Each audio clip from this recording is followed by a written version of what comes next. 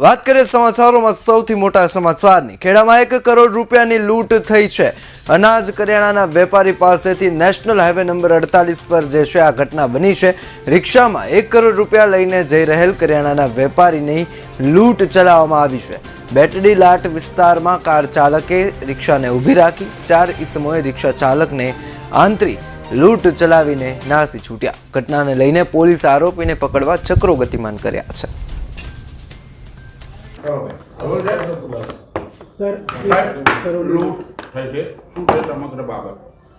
ગઈકાલે સાંજે એક ફરિયાદી રિક્ષામાં 1 કરોડ રોકડ રકમ લઈને અમદાવાદ જવા નીકળેલા તો ખેડા વિસ્તારના બેટડી લાટ હાઈવે ઉપર ઇકો કારની અંદર 4 અજાણ્યા ઇસમોએ એને આંતરી અને એમની જે કેશ છે એ લૂંટી લીધેલી ઘટના સામે આવેલી છે।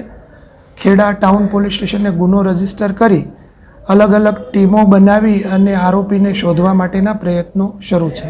સાહેબ, મહત્વની બાબત છે કે આટલી મોટી રકમ અને રિક્ષામાં જ કેમ જઈ રહી હતી અને ક્યાંથી આ રૂપિયા લઈ અને ક્યાં જઈ રહ્યા?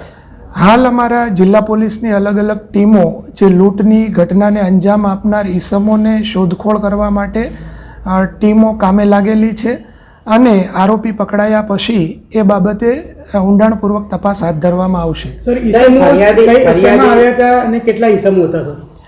પ્રાથમિક તપાસ દરમિયાન ઇકો કારની અંદર 4 ઈસમો આવેલાનું તપાસ દરમિયાન જાણવા મળેલ છે।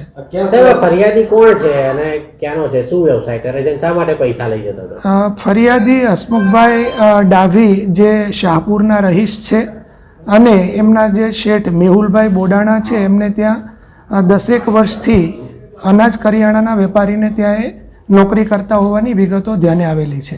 પૈસા શા માટે લઈ જતા હતા? વેપારીના પૈસા હતા। હાલ અમે લૂંટનો ગુનો દાખલ કરી અને તપાસ હાથ ધરેલી છે। ફરિયાદીની પૂછપરછ પણ ચાલુ છે અને તે બાબતે અમે ઊંડાણપૂર્વક તપાસ કરી રહ્યા છીએ।